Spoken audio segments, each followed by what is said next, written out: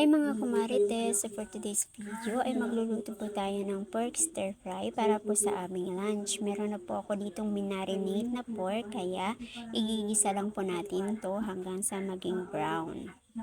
At naghiwa na din po pala ako ng sibuyas at garlic. Tapos meron po tayo ng dahon ng sibuyas at bell pepper. Gumawa na rin po ako ng sauce para mamaya. At ayan na nga po, brown na po siya kaya isi-set aside muna natin.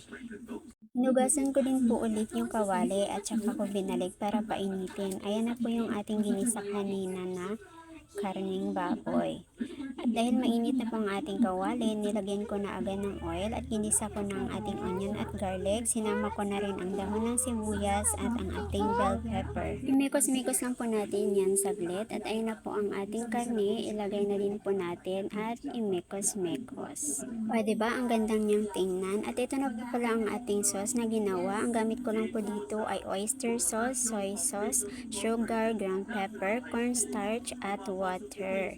At ayan, imekos-mekos lang din po natin siya hanggang ito ay lumapot. At ayan po, malapot na po siya at lutong-lutong na po. Kumuha din po pala ako ng konti para ibigay sa kapatid ko dahil gutom na daw po siya. Nilagay ko na din po pala yung natirang dahon ng sibuyas. At ayan na po ang ating luto na pork stir fry para po sa lunch. At ito na nga po ang aking rice at ang aking ulam.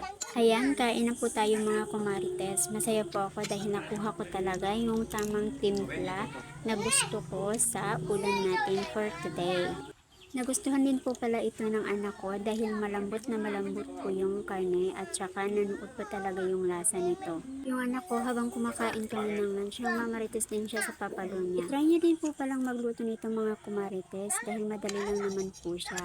At hanggang dito na lang po ang ating video. See you on our next one. Thank you for watching po. Bye!